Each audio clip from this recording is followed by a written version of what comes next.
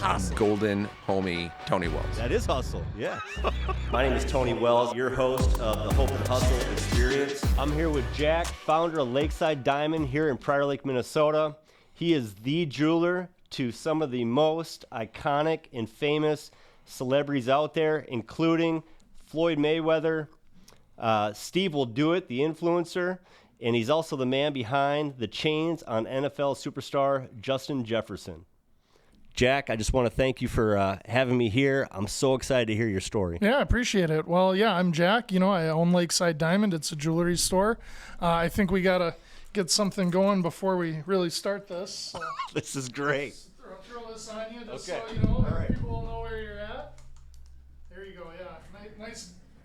Nice big gold chain, because that was always the classic hustle when I was growing up. All I ever wanted, the big gold chain and, a nice stout G-Shock. That was the hot thing, so that's just what I decided to wear for this interview. Dude, so tell me more about this piece. Like, what is this? That's a classic Miami Cuban link, 400 gram, It's heavy. It screams everyday hustle, Dude, it does. Yeah, let's get into this. Well, I'm happy you. to be here. Thanks for the opportunity. Tell me about the watch. Let's get into that. Just, a nice stout G-Shock. When I was a kid, everybody wanted to have a G-Shock, right? I grew up working at Lifetime folding towels and saved up enough money to buy a used one from a buddy. So, fast forward now, things are going well, and what better way to celebrate than taking it back and doing a iced out version of your childhood hopes and dreams. I love it. Yeah, I'm not to date myself, but the album cover for 2 Chainz with the 2 gold Cubans, that was always the one that jumped out, and that's kind of that classic look I appreciate. So let's rewind this back to when you were a kid. Like, where did you grow up? Yeah, so I didn't make it far in life. I grew up in Prior Lake, 55372, and I made it to 55379, about maybe 10, 15 miles away. Okay. Yeah, so that's cool. I did grow up on the outskirts of Prior Lake. It was actually Credit River Township, and I grew up in a smaller neighborhood. It was a big circle. All those guys that grew up in that neighborhood with me are still friends with me today, so I'm very blessed at that. We didn't live on the lake, right? We didn't live in, the nice part, the wilds or anything like that you see in Prior Lake nowadays. So, we kind of had our own thing, rode our bikes around town. Like I said, I got a job working at the gym up the road, ride bike up there, make a few bucks folding towels. And, it kind of grew and developed into staying in Prior Lake. I sometimes look back and wish I went to college. Financially and situationally, that wasn't in the cards. Yeah, could have worked a little bit harder in school, but I don't think that would have even helped anyway. So, well, I think as you said, you're blessed, and I don't know your religious background or anything like that, but God has definitely put you in a position of influence, and you've done something right. Yeah, absolutely. Now I'm a part of a community here. My wife's Native American, so we're in this kind of smaller niche community. A couple young kids running around, and one thing that I always try to strive for is being a positive influence and a role player. And I really try to help show people, hey, there's more things you can do with the situation you're in. It's not all about partying and having fun. You can have fun, but it's also about making sure, the hard work's done, the bills are paid, and you have good balance in life. And that's something that my wife and I have really tried to help out with the younger youth in our community. And where does that come from? Like when you grew up, so for the viewers out there that are not familiar with Prior Lake, Minnesota, which is where Lakeside Diamond is located, did you grow up poor? Did you grow up middle class? I would say, my folks did a good job. We were always, fed, and we thought we were living great. Okay. My neighborhood definitely was, in the lower income side of, Prior Lake, and that's totally fine, right? It's about what's inside the home, not what's on the outside of the home. So, I was blessed with a good home situation, but yeah, we weren't going on trips. We weren't buying a new car. A dollar menu at McDonald's was more than fine, and we were fine with that. You didn't know better, and that's totally okay still today. It's just, sometimes situationally what you make of it. And I think that was something that I praised my folks for was, they always made sure we were taken care of, right? And do you have any siblings? Are you only child? Yep. So I have a sister, Emma, a few years younger than me. She actually is employed here, kind of helping her transition from college into, the real world. So hopefully, she goes on to find the next big thing, right? But as of right now, she's taking care of the back of house stuff here. So for when you were a kid, like what was your first entrepreneurial experience?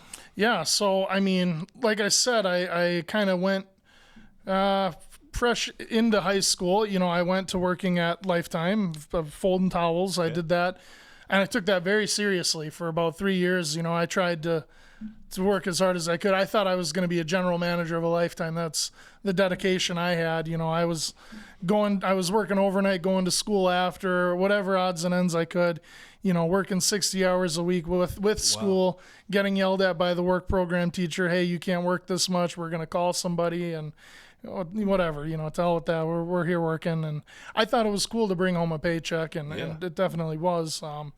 Transitioning from that, I went into a debt collecting job, telemarketing debt collecting, and that taught me a ton of stuff. I mean, that was honestly the best job I could have had. I learned so much about credit and financing that, people 10 years older than me are still figuring out now. And I learned that, right around 20, 21, 22. All right. How old are you now? I'm 29. Okay. So, yeah, right. I kind of rolled that. I had a couple buddies I did that job with, and we were making pretty good money for our age and not saving any of it and having way too much fun. And my buddy said, hey, let's try a phone store. So I got involved with him and his other business partner. We had a Metro PCS, a couple locations. All right.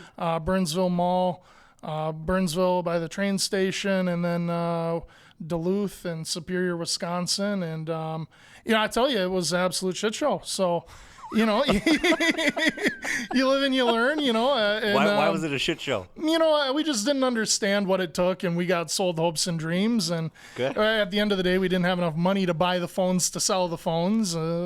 What do you do? It's tough being a franchisee. And did you have to shut those down? Yeah. I kind of got out of it, and it transitioned. My friend Jordan was the one who eventually sold it off, and from there, I kind of went through a lull of trying to find the next thing, and lo and behold, we ended up here at Lakeside.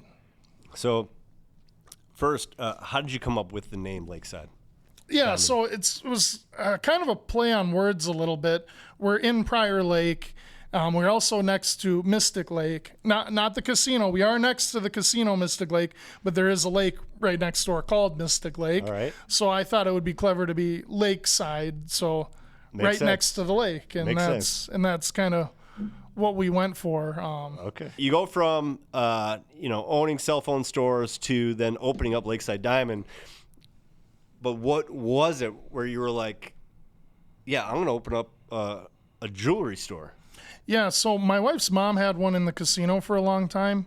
Fast forward, we were going to go after a different demographic. It was going to be more gift shop, a Valentine's Day, stocking stuffer, Sure. couple $100 items. I found out I don't have the clients for that, but these guys keep bugging me for big chains and big watches. So we went to the School of Hard Knocks on that and went down that road and learned a lot of lessons the hard way, financially and, inventory wise. And, here we are with a product that I'm happy about. I do wish to be a little bit more boutique and scale towards a little bit more niche, and that's something we're going to go towards. Now that doesn't mean niche with budget. It just means niche with, more customer driven, one-on-one focused. Okay. Not so much, hey, walk in and buy something, more Yeah. so, hey, I want to cater a good experience for you. So more custom. Yep. Mm-hmm. Okay. Yeah, more custom and just hands-on and just more direct. I kind of want to move away from just advertising to the masses and hoping something sticks. Okay. I like to develop our customers and just kind of be that guy. Hey, you're going to call me tomorrow. You're going to call me in 20 years, and that's okay. Versus I went to this store by the casino. For your clientele today, as I already mentioned, you've worked with some pretty big names. Like, who was like the first, like, big athlete or just athlete or celebrity or entertainer that can't, did they just walk in? They call you? I mean, how did they even hear about Lakeside? So it started off with one guy, on the Vikings, and you kind of word of mouth. You get one guy set up right, and it kind of transitions a few more people, and then eventually that translated into Instagram and social media, and it's crazy. Sometimes I check my phone and I have a message from so-and-so athlete on a team out of state, never been to Minnesota, and try to figure out, hey, how does this guy know us? And I see, mutual friends, some guy they went to college, and now they're both playing in the league. So, definitely social media is something that can grow a business faster than anything. Okay. My regret is not jumping on TikTok a little bit sooner. I'm trying to get more involved with TikTok right now, and I feel like I'm, getting into the race late. I don't know. When it shut down for a couple days, I was relieved. I'm like, okay, cool. Everyone's going to go back to Instagram. I'm doing well there. Everything's going to be fine. Then they flip the switch the next day, and okay, crap, I gotta figure this out. and listening to Gary Vee, I'm sure you've heard of Gary Vee. So Gary Vee actually said that TikTok shops, that is the future, and that is where people should be going. As he's kind of predicted things throughout the years. I mean, 10 years ago, if you were to listen to stuff, what he predicted is happening, today. And he's predicting that these shops, that is the future. And I mean, that's aligned with your business right now. So I don't think you've missed the beat on TikTok at all. It's tough. When I'm posting a TikTok, I put a ton of time and effort into it. And I think like, this is going to break the internet, and it gets 4 likes. And my wife, Rachel, posts a TikTok of our dog, and it's doing good. And what is doing good? It's got 1.5 million views. So yeah, I guess our Peanut is doing good. So maybe you got to put a chain on Peanut. Yeah, that's the constant battle I have with TikTok. I don't know, and I feel like maybe I start a new account and try to really catch the algorithm and rinse and repeat. And I watch some of these people and they post the same video 4 or 5 times, and then once it catches. So it's a whole avenue I'm yet to explore. It's tough being caught up with all the trends. Well, if you crack that code, share it with me. Yeah, I'd love to know what the code is to go so viral far, every video. Get a cute dog is all I've discovered. So talking about trends in jewelry, I feel like there has been trends that one year this is really popular, and then all of a sudden it's migrated into something else. And what would you say is the most popular item currently, and what do you think? Where do you see it going? Okay, so we're going to stick with the trend of me being late to the trends.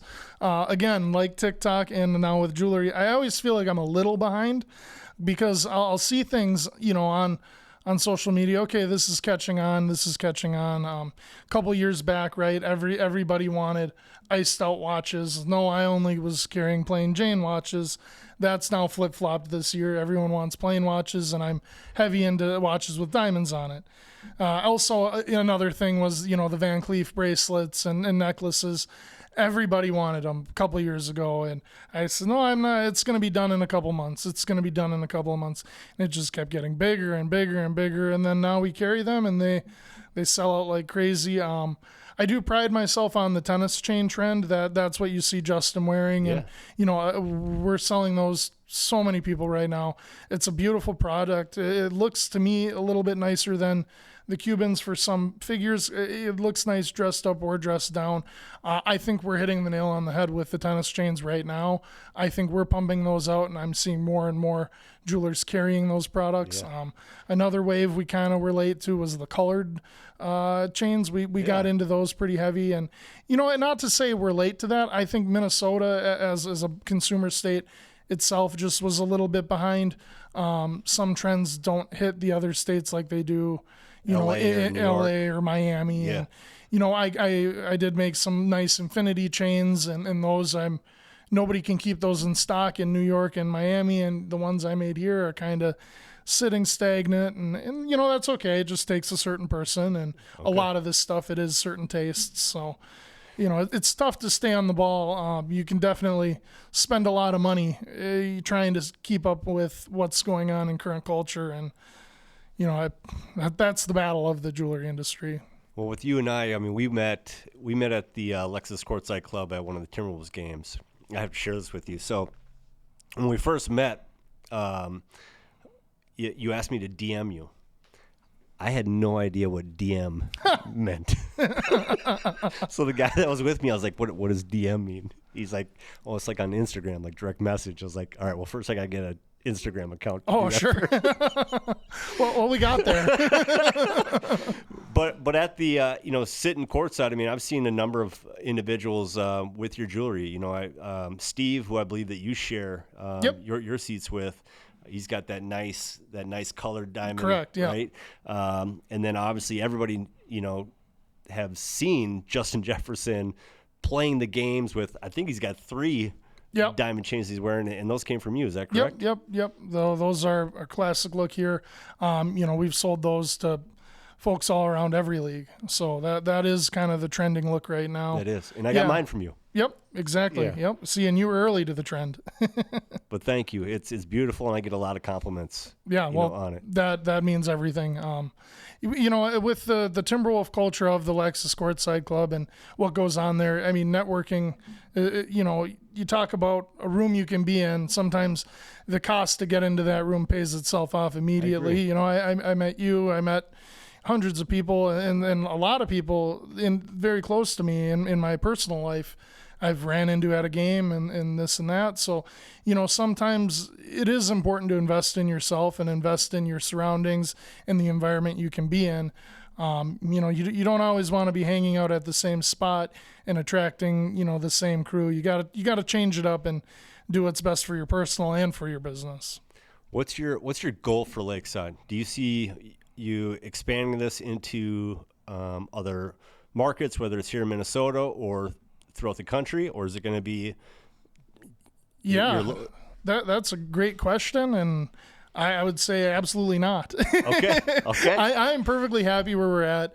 I am trying to find that balance of home and work myself, and I think that's very important. And I want to start a family soon, and I want to be very involved in our kids and our upbringing and in our community. And I'm happy with where Lakeside is. I do wish to grow it a little bit more in Minnesota, but as far as out of state operations, I don't want to open another location. We get a ton of opportunity to travel, visit clients, Pro Bowl, Super Bowl, draft day, birthdays, you name it. We're going and doing that, and that kind of which I believe is you. I mean, I'm not hearing of a local gift shop jewelry store traveling to another state to deliver a piece. Right, and that's something that I really enjoy, and my wife enjoys too. So we do get that balance of out of state, and that's perfect where we're at. I don't even want to move downtown. We're good where we're at. I think the only expansion I would do is opening up in the casino if the stars align for that. Okay. All right. That's something, fingers crossed every day. We hope we get the phone call. I think with COVID happening and other things happening in the world, it has been kind of a prolonged process. But initially when we signed here, we were hoping to be in the casino a lot sooner. Okay. Would be very cool. I don't know how that works with my Wednesday through Saturday schedule currently. I probably would have to work Wednesday through Saturday schedule? I'd probably have to work 6 days a week if we moved into there. But, like I said, it's very critical to get to a point where you can say no, because sometimes saying yes will end up costing you more money than saying no. And that's something that I've had a hard time learning, and that's something that I try to preach to myself every day. It's okay to say no to things. It's okay to turn down business. You want to help what you can help with, and if it's out of your realm, just, hey, I can't help you. You go here. This is a good guy. Take care of you. There's no shame in that. That's shame. That's a great business lesson. Yeah. Great business lesson. Yep, that was a tough one for me to learn the first couple of years, but I think I'm getting it down. How many years now have you been open? I think this is year 6. Okay. Yep. So you've jumped over now that magical 5-year mark where they say majority of small businesses close within the first 5 years. So congratulations. It would make sense. Maybe I'm at year 5 right now. I don't know. Yeah, I think we're at year 6. And it was really tough the first year. I mean, I was set to opening party, everything. next month, nobody's leaving their house. Everything's shut down. COVID happened. So, we've definitely had our trials and it's been quite a ride getting here. So tell me about that. I mean, was it always just working Wednesday through Thursday? No. At first it was 7 days a week. I'd get up at 9, come home at 10 p.m. and I thought that was the key. And then when COVID happened, it was like, okay, now nobody's coming in. This is all internet. Yeah. And then, it was really slow for a while. And, thankfully when that stimulus money came in and people were still getting a little bit more money in their pockets, jewelry and hard assets became a little bit more desired. Mm-hmm. So there was a demand for gold. There was a demand for watches. And that was kind of our niche for the first 2 years. And, it's just really changed a lot. And I'm happy for that because now it seems like it's getting into more of people are buying things that they want. They're not buying things out of fear that the world's going to shut down. So we'll see. I think that this new economy maybe will help, but gold's at an all-time high, almost $3,000 an ounce. It makes my job a little bit more difficult, but as a consumer, it makes you feel a little bit better about the things you purchased in the past. It's an asset. I know for my Rolex collection, I specifically bought Rolex watches because I was always told that they appreciate. Yep. They appreciate in value. Do you see that still today with Rolex? Is there still a big demand for Rolex, or has that kind of gone down since we've gotten out of that COVID wave? So you don't quote me on the exact numbers, but Rolex is opening a massive facility, and they're going to almost double their yearly production. That being said, one of the biggest Rolex distributors in Minnesota is closing next month or in a couple Wicks months. And Jewelers. Yeah. And that was always a store I aspired to become, and I don't think I landed there with the suit and tie look. So here we are. But I don't know how the Minnesota economy is going to change with them no longer being a part of it. But I mean, they had almost a 40-year run. What more could you ask for? Yeah. That's absolutely amazing. And, like I said, I always aspired to be like them. So Rolex, they're pumping out a ton more watches. They are increasing the prices every year. So, I think they just did a 5% price increase from the retail standpoint. So the prices will continue to rise. What we see is a little bit of a gap between the retail price and what it's trading for. Hey, it's $60,000 at the store, but you can buy it for $45,000 from a guy like me. Now, there's other watches where it's $15,000 from the dealer and it's $35,000 on the gray market, they call it. So, it's always just what's hot and what's not. Understood. Yeah. So if they're gonna start pumping out more, there's always been this thing with Rolex that they're really hard to actually get. Yes. So is that gonna make it to where now you could walk into any Rolex dealer and they're gonna have? No, my personal opinion on this and the opinion of many is that it's kind of a smoke and mirrors show. The watches are sitting in the back in the safe. They kind of play into, hey, I know you want this watch that sells for double MSRP. We're going to need you to buy a few things to prove that you're loyal before we allocate it to you. Yes. This is kind of a bummer, but that's where guys like me shine. I don't want to pay. I don't want to wait. I don't want to play these games. You can come in to my store, buy it, have it on your wrist within 3-4 days.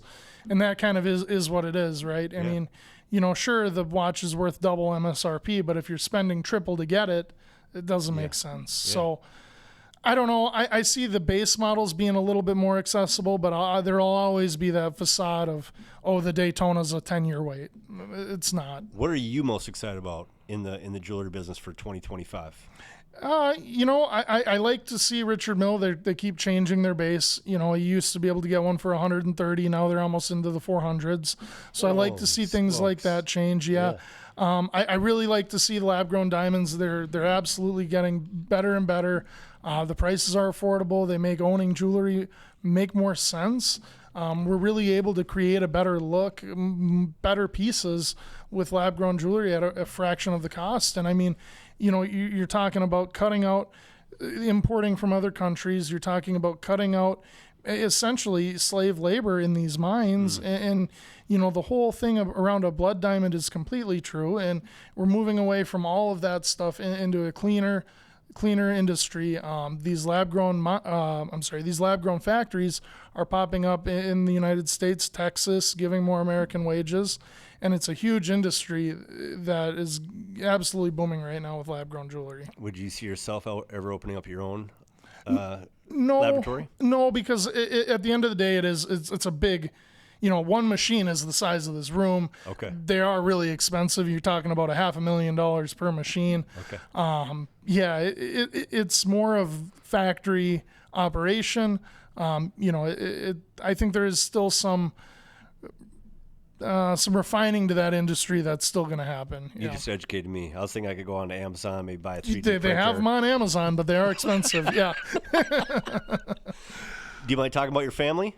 Sure. Okay. Are you married? Yep. Married. My wife Rachel. She's also the partner of the store, and that's why we are able to do what we are here on the reservation. So. Any kiddos? No, we're working on that. So hopefully that's coming soon. Yeah. Okay. Yeah. God willing. Yep. We got 4 dogs, 3 wiener dogs, and a pit bull, and Holy that keeps smokes. us way too busy. Yeah. And are you guys still here in Prior Lake? Yep. Mm-hmm. So, okay. Yep. Yeah. So you're a born and raised boy. Yeah. Like I said, didn't make it far. All right. So what's one of your favorite pieces that you've ever created? Ooh, that's a tough one. I mean, we've really been able to make a lot of cool things. I think the most iconic one for me, I think this one was like the big break for me. We made Jordan Clarkson's chain that he wore for All-Star Weekend in Salt Lake City, and that was a big custom Cuban with all the names of his family on it. And Jordan's a great guy, and we really became close friends over it.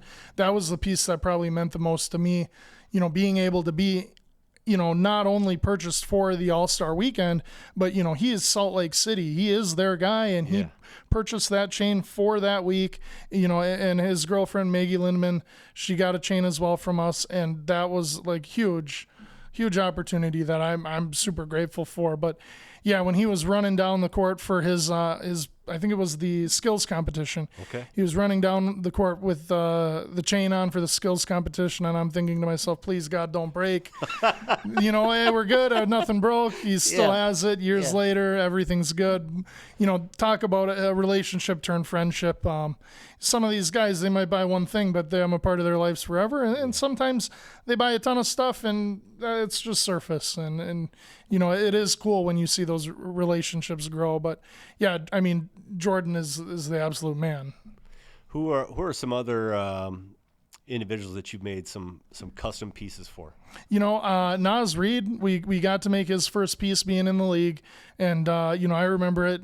He is a rookie, and so is I pretty much, and I was able to help make him a piece. And fast forward, he's got a great jewelry collection. Talk about a great guy who's really earned everything that I think he deserves so much more than where he's at. I think he's, again, a champion. Nice people down there. He's a hometown hero. Yeah. I mean, people got his towels. I mean, still you'll see his towels popping up at concerts and wrestling, WWE or F wrestling matches. Yeah, right? Nas is the man. I mean, I'm happy to have helped him. Obviously Justin, we're super grateful for. Another guy, Jaden, on the team. Jaden's got Love Jaden. Yeah, great collection, great guy. Some of the music industry folks, like Tyler Yahweh, he kind of gave us a stand with some people. That was kind of a cool operation. We did have a couple exchanges with Kodak Black. It didn't go anywhere, but it's always cool seeing some of these people oh crap, look at this guy's reaching out. Ups and downs, just like anything. Yeah. And you had Anthony Edwards in here, is that correct? Yep. We've done a few things for Ant. Cool. Again, this was kind of when he was just starting and I was just starting. Fast forward, he's got a whole look of his own. He doesn't need jewelry. He's known worldwide. Yes, he is. But, everyone likes to put it on here and there. Yeah. Yeah, now newly, so Jordan Addison has been coming through. We appreciate his support. Yeah, so we're definitely excited for the guys who come through. And it's interesting, too, because, a couple of my good friends, like DJ Wanham, he was on the Vikings for a while, then gets traded to Carolina, and, he's blowing up over there. And it's still cool to maintain that relationship across the country. And he's still supporting and still getting stuff from us. But my big thing is it's not all about a sale. I really strive for that relationship, and then I just want to be able to, you can give me a call years from now. That's kind of how I like to focus. How about Stevewilldoit, the influencer? Yeah, so we had a couple opportunities with Steve, thanks to my buddy Tyler Yahweh. We tried to get some stuff going with him. He didn't quite purchase stuff, but I mean, we definitely had a few FaceTimes, and to me, that was really cool. Yeah. Yeah, I mean, that guy owns every piece of jewelry under the sun. So, yeah, cool guy. Yeah. What is there an individual out there that you'd love to do a piece for? Yeah, I mean, as far as somebody I would love to make jewelry for, Kendrick just had a ton of chains on at the Super Bowl. Yeah. I'm not the biggest Kendrick fan. The A minor. Yeah, but it would be cool to make something for somebody in that, getting that spotlight, getting that platform. Because I feel like we've done the sports, here and there, and we've gotten great opportunities. Justin was just doing his speech with all of the chains on he got from us, the watch, the bracelet. It would be cool to be in like an Oscar situation or a red carpet, Grammy, something like that. It would be really cool to get our pieces out there. One thing that I would really like to do is I'm seeing happening more is these jewelers are making more trends and more lines that are, going somewhat viral, their own designs. I would like to make something that is like hey, this is a Lakeside look, and I would like to see that kind of blow up. That would be cool. Kind of like Jacob the Jeweler. Exactly. Right? Yep. Yeah. Mm-hmm. For the two questions. So this one is, let's go back in time. And young Jack, at least for me, I have, even still today, I'll have my days of confidence, and then I'll have my days or maybe moments of insecurity. So let's go back in the day to Jack, where he's feeling a little insecure. Yeah, I mean, you don't have to go that far. That's an everyday struggle. I mean, it doesn't matter what the capacity is. If it's, thousands or hundreds of thousands, you can feel that stress and insecurity at any time. And I think for me, my biggest support is my wife and my home life, and trying to be able to separate the two. And that's why I'm big on, a Wednesday through Saturday schedule, and being able to unplug and do things like go to the Wolves games where, hey, it can be work, but it's also a little bit of free time. Absolutely. I probably said, hey, DM me, just because it's like, hey, I'd love to help you, but I'm not in the right mindset to help you right now. I want to unplug. And I think that balance is something that is very, very critical for being able to conquer those moments of insecurity. And that's something I, still work on every day. It's a huge feat. Once you can get over that and overcome that, I think you can probably succeed in any role. So that younger Jack who's feeling insecure, right? Let's say 15-year-old Jack. Yeah. What would you say, if you could go back in time, what would you say to him and to let him know, like, dude, you're going to be okay? Yeah, I mean, that's huge. I look back at it all the time. I traded off, I played hockey through high school, and I dropped out when I was about a junior, so I missed 2 years of hockey. And I missed those 2 years because I wanted to pursue, working hard and having a full-time job. Granted, I was folding towels at Lifetime. Yeah. If I could go back, I would say, hey, it's okay. It's okay to not have as much money as you think you need. It's okay to work less and stress less and focus on, a little bit more things to bring your personal confidence up. And that's something that I look back on and wish I would have done that, because now fast forward here, some of those opportunities are gone, and I'm more of in a role where it's like, hey, it is mostly work now. But you can trade it off for anything. It is good to have a balance, and in preaching balance is something that's very important. You don't want to be spending all your time running around with buddies, right? You got to do both. Yeah. And the family time, especially with the wife, that's important. Yep. So for the individual, whether it's a young teenager, somebody in their 20s, somebody even in their 30s, and they want to become, the next, jeweler to the stars, right? Like, that's a dream of theirs. It's a real dream. Where would you tell them to start? It's a weird question for me, because this isn't something that I aspired to do. It was something that happened. Yeah. And I think that is, there's a big lesson to be had there. I think you put yourself in the mindset, okay, what does it look like to be a successful jeweler to the stars? Well, you got to start with, what does it look like to just run a successful business? Okay, you got to put yourself in the role of, crawl before you walk. If you want to get into the jewelry industry specifically, you got to look at it. Do you want to make the jewelry or do you want to sell the jewelry? If you want to get into retail, you can start anywhere. If you want to get into a craft like actually making the jewelry, there are trades and maybe an apprenticeship and things like that. Either one can be a great avenue. I always wanted to go down the route of retail, so it just happened to kind of connect. Now looking in, I think I would have liked to have more of a hands-on approach with making the jewelry a little bit sooner. I am back there doing some stuff now. I wish I would have picked that up at the beginning as well. So it's just, you got to practice everything to get to where you want to be. If somebody out there wanted to get in touch with you because they want to get a custom piece done, how do they reach you? Yeah, my phone doesn't work well. You can always try, but it literally, Instagram DMing is the best. I got 4 or 5 people that work hard on there, always trying to get a response. If you grab my phone number, I'm always happy to help. Don't feel bad calling 4 or 5 times. Like I said, I try my best, but sometimes, it gets to be backed up. But I'm what always is your open. Instagram? What's your Instagram handle? Yep, Lakeside Diamond. Okay. Yep, website's there too. TikTok, hopefully soon we'll have a couple more followers, and we're getting it done. Oh, I'm excited to see that. I'm excited to see that. Is there any other questions that you want me to ask you?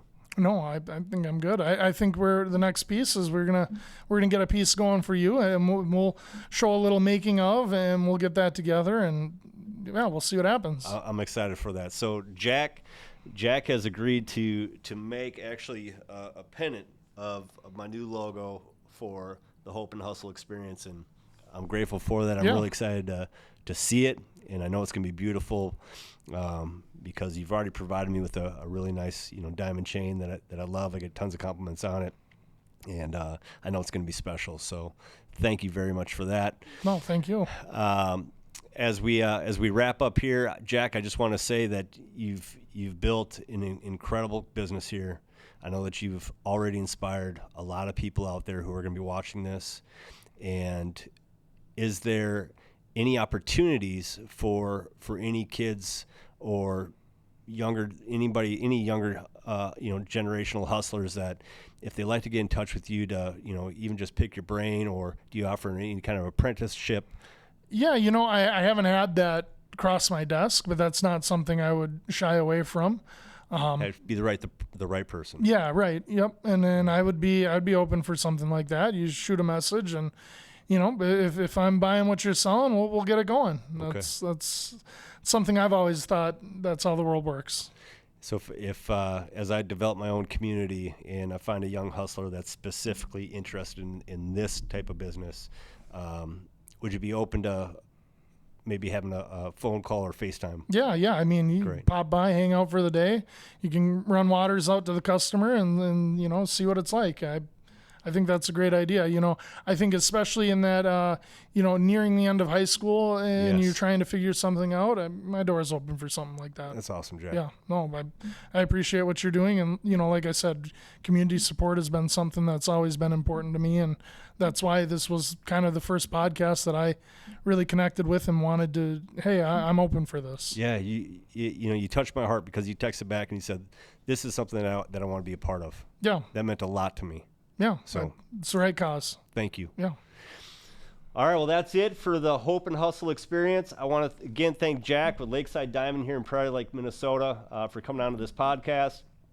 Ask you to like and subscribe, and we'll see you on the next episode.